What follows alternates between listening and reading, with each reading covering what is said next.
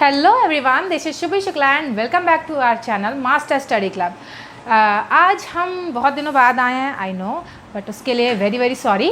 और आज हम जैसे कि बोर्ड एग्ज़ाम चल रहे हैं तो क्लास 12th के P8 सब्जेक्ट फिजिकल एजुकेशन के बारे में हम पढ़ेंगे। ओके, सो सबसे पहला जो यूनिट है हमारा 3 है, that is yoga and lifestyle. तो आज हम इसके बारे में पढ़ेंगे। Okay, so without any further delay, let's start. But before starting the video, if you are new at our YouTube channel and you haven't subscribed it yet, then please subscribe it, and yes, don't forget to hit the bell icon, because whenever our new video come, you will get notified by that only. All right, so let's begin. तो हम direct start कर देते हैं बिना किसी देरी के। तो सबसे पहला हमारा जो जैसा कि नाम है हमारे चैप्टर का योगा एंड लाइफस्टाइल, तो हम योगा के बारे में सबसे पहले जानेंगे कि योगा होता क्या है, what exactly yoga means. So yoga derived from Sanskrit word yuj which means to unite, add और बाइंड। योगा जो वर्ड है वो संस्कृत वर्ड युज से लिया गया है, जिसका मतलब होता है कि किसी चीज़ को यूनाइट करना, इकट्ठा करना, ठीक है, किसी बाइंड करना, बांधना किसी चीज़ को। तो यहाँ पे आप दूसरे लैंग्वेज में अगर आप बोलो तो ये भी होता है कि योगा जो होता है वो हमारा परमात्मा से मेल होता है, उसे हम योगा कहते हैं। ठीक है, तो योगा जो है वो संस्कृत वर्ड युज से डिराइव्ड हुआ है, जिसका मतलब होता है टू यूनाइट और टू बाइंड। ऑल राइट, यहाँ पे थोड़ा सा डेफिनेशन भी दी गई है योगा की, अगर आप चाहें तो आप वो भी लिख सकते हैं या पढ़ सकते हैं। So yoga is the union of the body, mind and soul with the God. यहाँ पे विद गॉड नहीं लिखा हुआ है, बट मैं बता दे रही हूँ क्योंकि ये होता है।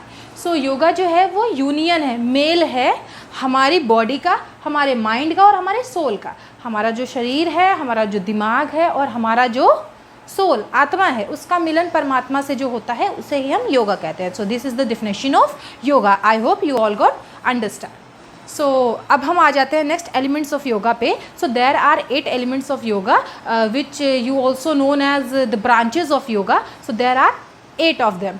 सो first one is samadhi, second one is pranayama, third one is dharana, and fourth one is niyam, then next is pratyahar, then next is yam, then next is dhyan, and next is asanas. So in your syllabus, in class 12th term 2 syllabus, we have only the meaning of asanas. So हम ये पढ़ेंगे। All right, so आसन का मतलब क्या होता है?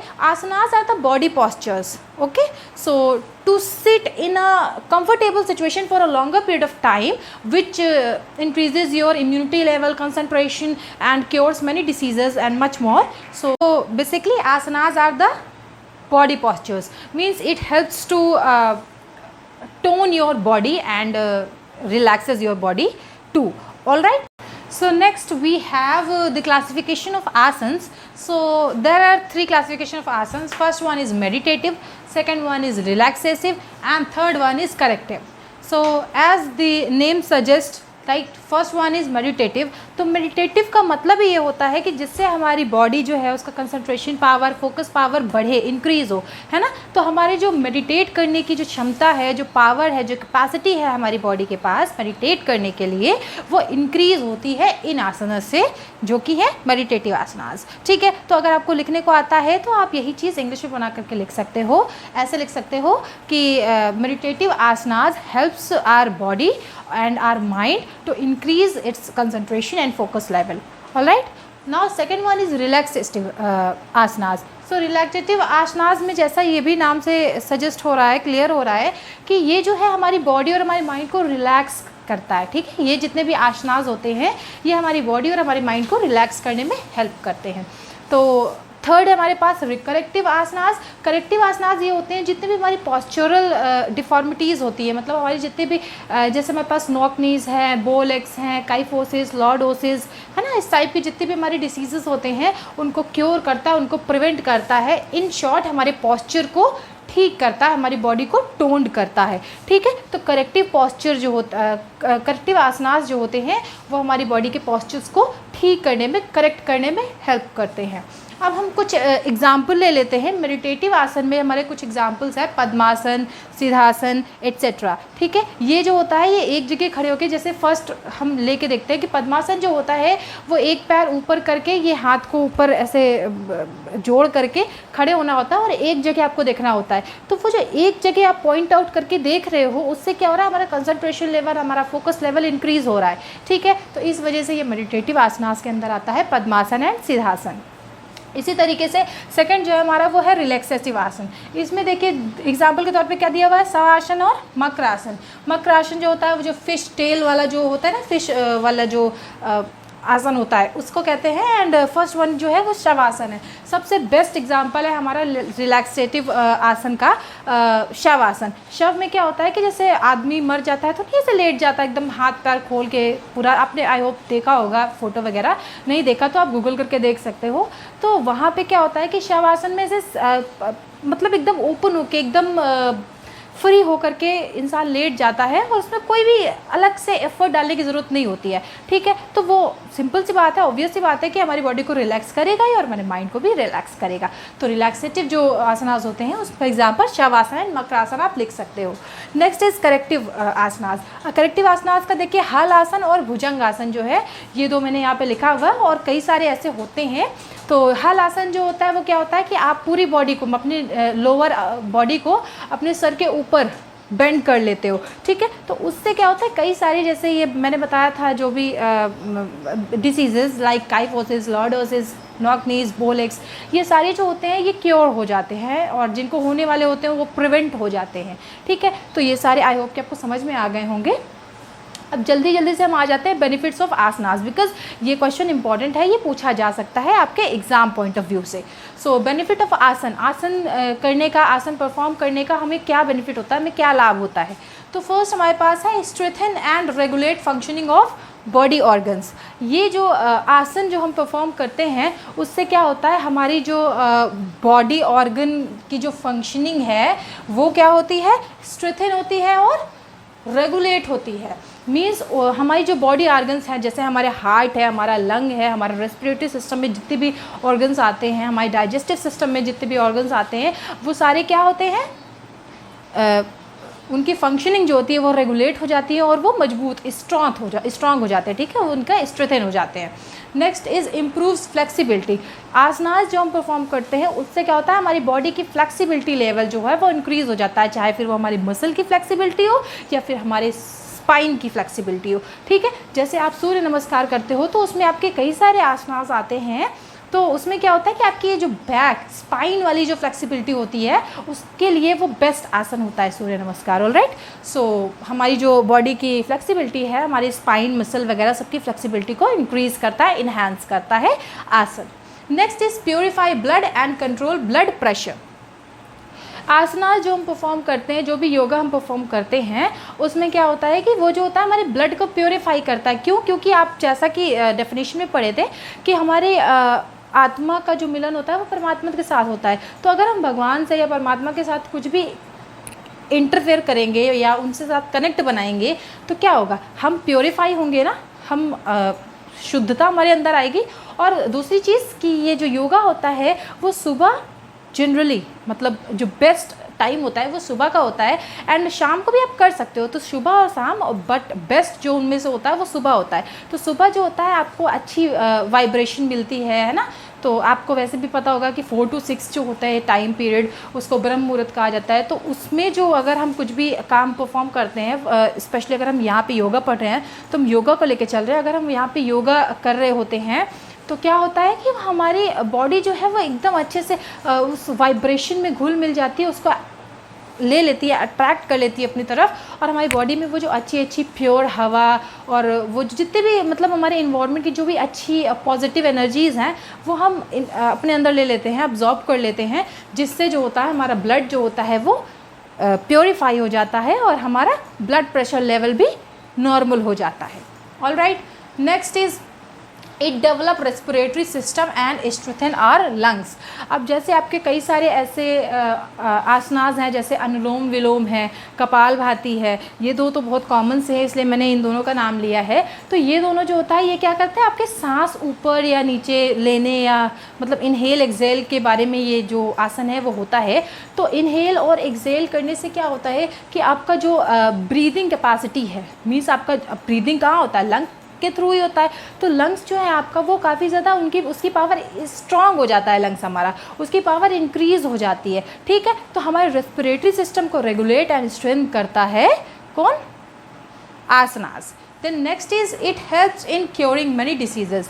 अब जैसा आपने इससे पहले पढ़ा था कि कई सारी ऐसे डिसीजेज़ हैं जिसको हमारे आसनास या योगा जो है वो क्योर कर देता है या फिर उसको आने से प्रिवेंट कर देता है।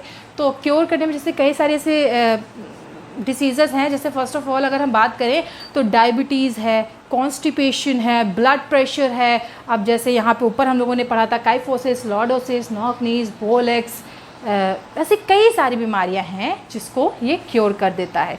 ठीक है, तो इस पे आप याद कर सकते हो, इसको आप बहुत इजीली लिख भी सकते हो। Next is correct postural deformities. ये आपने यहाँ पे करेक्टिव आसनास में पढ़ा ही था कि हमारे जितने भी पॉस्चरल डिफॉर्मिटीज़ होते हैं, हमारे जितने भी पॉस्चर रिलेटेड जो भी प्रॉब्लम होती हैं, लाइक जैसे कभी कभी होता है ना कि ये शोल्डर ऐसे होके खड़े होते हैं कुछ लोग, तो उसका भी एक आसन है परफॉर्म करने का, तो उससे वो ठीक हो जाता है। नॉक नीज जो होता है, जिनके ये पैर घुटने जुड़े होते हैं, नी जो होता है वो नॉक होती है, जुड़ी हुई होती है, तो उसको परफॉर्म करने के भी आसन हैं। और कई सारे आसन होते हैं जैसे बो लेग के हैं, तो उसको भी ठीक, जैसे वो बो कर्व रहता है ना, वो पैर में गैपिंग ज़्यादा होती है, तो उसको भी ठीक करने के कई सारे आसन हैं। तो कई सारी हमारी पॉस्चरल डिफॉर्मिटीज़ को भी क्योर करता है, ठीक करता है आसनास। ठीक है, next is it boost immunity. हमारी इम्यूनिटी सिस्टम को भी ये बूस्ट अप करता है, मतलब उसको बहुत ज़्यादा स्ट्रॉन्ग बनाता है, उसको बहुत ज़्यादा उसकी कैपेसिटी को इंक्रीज़ करता है। लाइक हम जब हमारी इम्यूनिटी बढ़ जाएगी तो हमारी जितनी भी बीमारियां हमारे पास आती हैं, जितने भी वायरल इन्फेक्शंस हमारे पास आते हैं, वो सारे से लड़ने की हमारी जो बॉडी की क्षमता है, उसकी जो कैपेबिलिटी है वो इंक्रीज़ हो जाती है ऑटोमेटिकली। ठीक है, इसीलिए सब लोग बोलते हैं कि हमें योगा जो है वो परफॉर्म करना चाहिए on the daily basis. Next and the last one is it relaxes our body and mind. अब योगा जो होता है ये कंसंट्रेशन पावर को बढ़ाता है, इट मीन्स कि हमारी बॉडी को रिलैक्स करेगा, सिंपल सी चीज़ है। और दूसरा, ये हमारी पॉस्चरल डिफॉर्मिटीज़ को भी ठीक करता है। देन हमारी जितने भी फ्लेक्सिबिलिटी वाली जो भी एरियाज होते हैं उसको भी फ्लेक्सिबल बनाता है। और हमारी जो स्ट्रेचिंग वगैरह जितने भी आसनास होते हैं उससे हमारी बॉडी जो होती है वो काफ़ी रिलैक्स हो जाती है। ठीक है, तो हमारी बॉडी एंड माइंड को भी ये योगा जो होता है, उसके आसनास जो होते हैं वो रिलैक्स करते हैं। ठीक है, सो अब हम आ जाते हैं आसनास फॉर प्रिवेंटिंग ओबेसिटी। मतलब ओबेसिटी मतलब होता है मोटापा। हमारी जो बेली फैट जो होती है वो ज़्यादा जब इंक्रीज़ हो जाती है, मीन्स जब हम मोटू हो जाते हैं, तो उसे हम ओबेसिटी कहते हैं। हमारा जो फैट है हमारे बेली में वो इंक्रीज़ हो जाता है, वो बढ़ जाता है, तो उसे हम ओबेसिटी कहते हैं। तो ओबेसिटी को प्रिवेंट करने के लिए, ताकि हमारे अंदर जो है फैट की मात्रा जो है वो बढ़े ना, उसलिए हम ओबेसिटी को प्रिवेंट करने के लिए आसनास देख रहे हैं। तो हमारे पास 4 आसनास यहाँ पे दिए हुए हैं ओबेसिटी को प्रिवेंट करने के लिए। फर्स्ट हमारा वज्रासन, सेकंड है हमारा हस्तासन, थर्ड है त्रिकोणासन एंड फोर्थ है हमारा अर्धमत्स्येंद्रासन। अब इसकी मैं पिक्चर्स आपको लिंक कर दूंगी, आप देख लीजिएगा कैसे क्या होता है, और उसको पिक्चर देख के आई होप कि आप बहुत ईजिली आप बना सकते हो। जो प्रोसीजर लिखने को आएगा ना आपको, अगर तो आप वो लिख सकते हो बहुत ईजिली, बहुत ईजी होता है। ठीक है, अगर 1-2 पॉइंट स्टेप्स आप मिस भी कर देते हो तो इतना कोई बड़ा इशू नहीं होता है। हम मेन पे आ जाते हैं, जो चीज़ें हमारी एग्ज़ाम में मेन जिस पे फोकस जाता है एग्जामिनर का, तो वो है हमारा इस आसन को और किस नाम से जाना जाता है, और दूसरा उसके बेनिफिट्स क्या होते हैं। ठीक है, एक चीज़ होती है कॉन्ट्राइंडिकेशन। इसका मतलब होता है कि क्या चीज़ें हमें नहीं करनी चाहिए उस आसन को परफॉर्म करते टाइम, तो वो भी आप बहुत इजीली बता लोगे। ये ओबेसिटी वाला जो है ये आप खाली पेट करो सबसे पहली चीज़, दूसरा झटके में ना करो। ये कुछ ऐसी चीज़ें हैं जो आप हर एक आसन के अंदर कॉन्ट्राइंडिकेशन में आप डाल सकते हो। ठीक है, तो पहली चीज़ आप खाली पेट करो, ठीक है, और दूसरा झटके में स्ट्रेचिंग ना करो, ठीक है, तीसरा कि स्लोली मूवमेंट आपके हैंड और लेग्स वगैरह जो भी बॉडी का मूवमेंट है वो स्लोली होना चाहिए, ठीक है। तो अब जल्दी जल्दी से हम इस पे आ जाते हैं कि वज्रासन को हम और किस नाम से जानते हैं, डायमंड पोज। और इसके जो बेनिफिट्स हैं वो कुछ इस टाइप से हैं। तो फर्स्ट है हमारा हेल्प्स इन डाइजेशन। अब देखिए, हम ओबेसिटी मतलब हम पेट की बात कर रहे हैं, हम डाइजेशन की ही बात करेंगे। सिंपल सी बात है, हमारे बेली में क्या होता है, डाइजेशन ही तो होता है। तो हम हर एक जो ओबेसिटी वाले जितने भी आसन हैं प्रिवेंट करने के, उसमें हमारा ये डाइजेशन वाला जो होगा, ये हमारा एक, ये देखिए यहाँ पे भी है, यहाँ पे भी है, यहाँ पे भी है, एंड वेयर इज इट, यहाँ पे भी है। ओके, सो ये हमारे कुछ आसनास है जिसमें डाइजेशन जो है वो मस्ट होगा, क्योंकि हमारे पेट से रिलेटेड बारे में हम बात कर रहे हैं, ओबेसिटी के बारे में बात कर रहे हैं। तो ये ऑब्वियस सी बात है, आपको ये सारी चीज़ें दिमाग में रखनी चाहिए कि अगर हम पेट से रिलेटेड बात कर रहे हैं तो हमारे डाइजेशन की बात ज़रूरी होगी। तो हर एक में आप देख सकते हैं कि जो डाइजेशन है और डाइजेस्टिव सिस्टम है वो इम्प्रूव हो रहा है हर एक आसन के अंदर, जिससे कि हमारा ओबेसिटी प्रिवेंट होता है। तो फर्स्ट हमारा जो वज्र आसन है, इसको हम डायमंड पोज के नाम से जानते हैं। हस्त आसन को अपवर्ड सैल्यूट के नाम से जानते हैं। थर्ड, त्रिकोण आसन को हम ट्रायंगल पोज के नाम से जानते हैं। अर्ध मत्स्येंद्र आसन को हम half Lord of the fishes pose के नाम से जानते हैं, ठीक है। तो आप इसको नोट डाउन भी कर सकते हो कहीं ना कहीं, या फिर आप याद हो जाए तो याद भी कर सकते हैं। देन बेनिफिट ऑफ वज्र आसन इज हेल्प्स इन डाइजेशन, जैसे कि मैंने बोला सब में कॉमन है। देन नेक्स्ट है रिड्यूसेस बेली फैट, क्योंकि हम ओबेसिटी को कंट्रोल करने के लिए ही, प्रिवेंट करने के लिए ही पढ़ रहे हैं, तो सिंपल सी बात है हमारा जो बेली फैट होगा वो कमी होगा, तो it reduces belly fat. Third one is tones hips, thighs and calf muscles. Calf muscles क्या होते हैं, जो हमारे थाई के पास के आसपास के जो मसल्स होते हैं, ठीक है, जो मोटे होते हैं ना, जहाँ पे फैट ज़्यादा जम जाता है, उसको हम काफ मसल्स कहते हैं। तो हमारे हिप्स को, हमारे थाइस को और हमारे काफ मसल्स को टोन करता है, मतलब एक अच्छे पोस्चर में ला देता है, ठीक है। देन थर्ड है हमारा फाइट कॉन्स्टिपेशन। जो वज्र आसन है वो हमारा जो पेट की जो भी दिक्कत प्रॉब्लम्स होती है, कॉन्स्टिपेशन जिसको कहते हैं, उसको भी क्योर करता है, उसको भी ठीक करता है, प्रिवेंट करता है, उसके साथ फाइट करता है। देन हमारा नेक्स्ट है benefit strengthen legs and spines. Simple सी बात है, वज्र आसन में हम पैर को बेंड करके सीधा बैक सीधी करके बैठते हैं, तो वो जो है वो हमारे लेग को भी, उसकी जो लेग है उसकी जो कैपेबिलिटी है उसको इंक्रीज़ करेगा, स्ट्रेंथन करेगा, हमारे लेग्स को स्ट्रॉन्ग बनाएगा। और हमारी स्पाइन, क्योंकि हम सीधा होकर बैठते हैं, इसलिए हमारी स्पाइन को भी वो काफ़ी हेल्प आउट करेगा, ठीक है, और स्ट्रॉन्ग बनाएगा। नेक्स्ट और लास्ट है हमारा इम्प्रूव्स ब्लड सर्कुलेशन। अब जब हम ये वज्र आसन में बैठते हैं, जब हम वज्र आसन परफॉर्म करते हैं, तो वो जो होता है हमारा ब्लड सर्कुलेशन को इन्हेंस करता है, कंट्रोल करता है, इम्प्रूव करता है, ठीक है। हमारा ब्लड सर्कुलेशन जो होता है हमारी बॉडी का वो काफ़ी ज़्यादा अच्छा हो जाता है वज्र आसन परफॉर्म करने से। नेक्स्ट हमारा आ जाते हैं अपवर्ड सैल्यूट में। अपवर्ड सैल्यूट हस्त आसन को कहते हैं, और हस्त आसन का पहला जो बेनिफिट है वो है it tones arms, shoulders, spine, upper and lower back. हमारे आर्म्स, अब देखिए हस्त आसन जो है वो एक सिंपल ऐसा सीधा खड़े होकर के हाथ को ऊपर स्ट्रेच करना होता है, ठीक है। तो इसमें और कुछ नहीं करना होता है, ये मेन कंसंट्रेशन के लिए यूज़ होता है और ओबेसिटी को कंट्रोल करने के लिए भी यूज़ होता है, क्योंकि जब हम इसे स्ट्रेच करेंगे ऊपर की तरफ हाथ को अपने, तो क्या होगा, हमारा जो पेट जो है वो, स्टमक जो है वो भी मतलब स्ट्रेच होगा, है ना, खींचेगा ऊपर की तरफ, तो उससे हमारा बेली फैट जो है वो रिड्यूस होता है। तो इसलिए हम इसके अंदर ये रखते हैं कि हमारे जो आर्म्स को, शोल्डर को, स्पाइन को, लोअर एंड अपर बैक को भी ये टोन करता है, मतलब उसका पोस्चर जो है वो ठीक करता है, वहाँ से बेली फैट, सॉरी, वहाँ से फैट की जो मात्रा होती है उसको कम करता है, रिड्यूस करता है। यहाँ पे भी देखिए इम्प्रूव्स डाइजेशन, एज मैंने पहले बता दिया था, सेम उसी के जैसे। अब एक नेक्स्ट है increases capacity of lungs.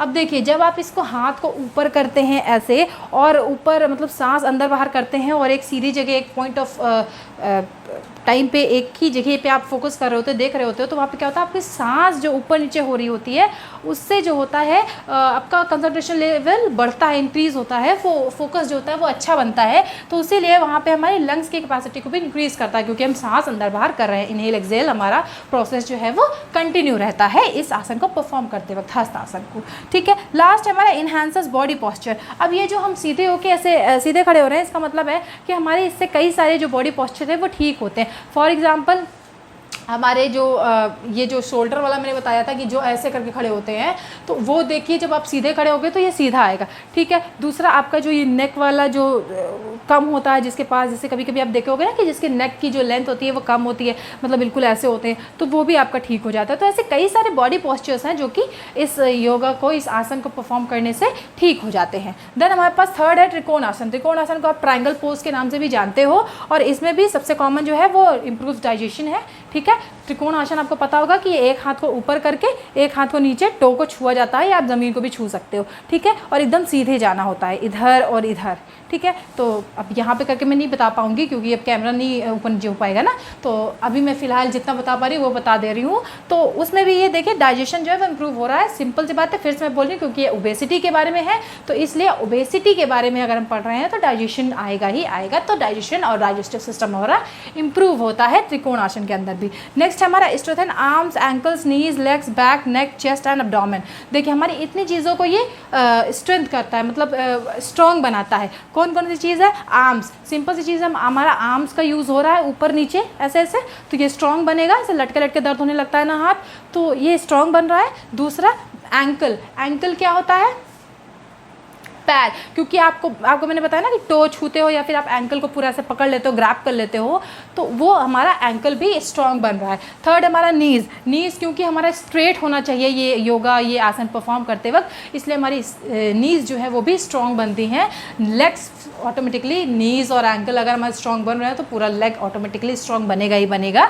Next is back. Back मैंने बोला एकदम सीधा होना चाहिए ये, इसलिए बैक भी सही हो रही है, स्ट्रॉन्ग हो रही है। नेक, नेक भी आपका ये एकदम पूरा सीधा ऐसे ही जाना चाहिए, ठीक है, मतलब आगे या पीछे नहीं होना चाहिए, कि ऐसे अगर हम इधर इस साइड लेफ्ट जा रहे हैं तो लेफ्ट साइड, राइट जा रहे हैं तो राइट साइड, ठीक है। तो इसलिए हमारा नेक भी जो होता है वो स्ट्रांग होता है। हमारा चेस्ट, क्योंकि ये सारी चीज़ें हमारी इस आसन के अंदर इन्वॉल्व होती हैं, इस आसन को परफॉर्म करते वक्त इन्वॉल्व रहती हैं, इसलिए हमारा चेस्ट भी स्ट्रांग होता है। हमारा एब्डोमेन, दैट इज़ हमारा पेट भी स्ट्रांग बनता है, ठीक है। नेक्स्ट हमारा रिलीफ फ्रॉम बैक पेन। अब सिंपल सी चीज़ है, अगर आपको बैक से रिलीफ मिल रही है, आपका बैक स्ट्रांग हो रहा है, तो अगर आपको बैक पेन होगा और आप ये वाला आसन परफॉर्म करोगे तो काफ़ी ज़्यादा रिलीफ मिलेगा आपको बैक पेन से, ठीक है। तो आई होप कि आपको ये वाला भी समझ में आ गया होगा। अब हम जल्दी जल्दी बिना किसी देरी के अर्ध मत्स्येंद्र आसन भी पढ़ते हैं। तो अर्ध मत्स्येंद्र आसन को हम half Lord of the fishes pose के नाम से भी जानते हैं, और इसके जो बेनिफिट्स है इसमें सिंपल फिर से इम्प्रूव डाइजेशन, ये कॉमन है चारों में।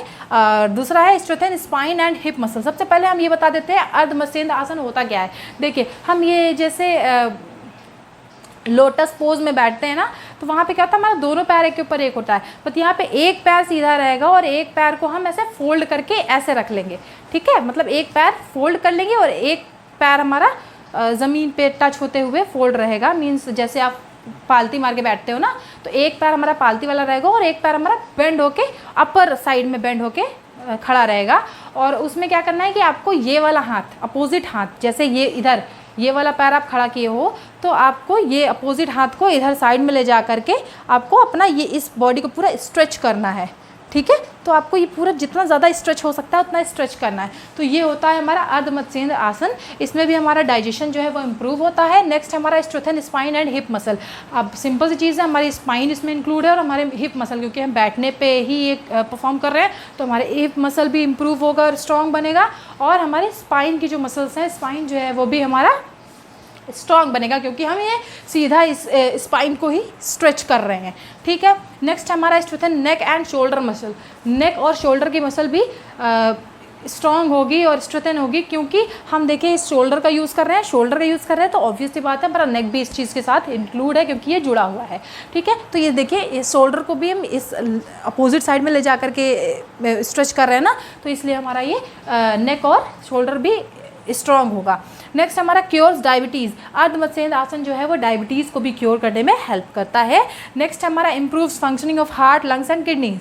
हार्ट की फंक्शनिंग को इम्प्रूव करता है, लंग की फंक्शनिंग को इम्प्रूव करता है एंड किडनी की फंक्शनिंग को इम्प्रूव करता है अर्ध मत्स्येंद्र आसन, ठीक है।